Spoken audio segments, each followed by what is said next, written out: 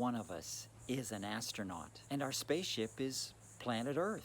Landry here, the average reasonable person and fellow space traveler. Your fist is approximately the size of your stomach. And the wonderful thing about that is you always have a measuring device to gauge the appropriate portion size for any meal. I try to do about 1 to 2 fists, somewhere in that range, for each of my main daily meals, breakfast, lunch, dinner.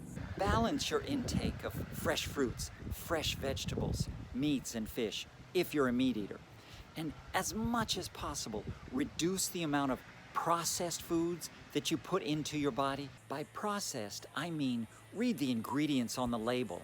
And if it's loaded with sugars and sodium and different chemicals you have trouble pronouncing, try and reduce the amount of that stuff that goes into your body. That's it. It's really that simple. Knowing how much to eat or what items to eat often is not the hard part of a sensible diet. It's actually doing what you know is reasonable and sensible that's the hard part. I have a separate video that shares tips, tricks, and mind games to help with controlling the amount of foodstuffs that we put into our collective mouths. Here is one of the most profound statements I have ever encountered. And at least for this video, I'd like you to think of it in terms of your eating habits. Change comes one choice at a time. Think of that message every single time you put food in your mouth. It means that you have the power. You are in total control every single time you choose to put a bite of food in your mouth. Don't blame family, friends, and social media. Be strong and take responsibility for your own actions. A great way to tell if you're making progress on your goals is to weigh yourself.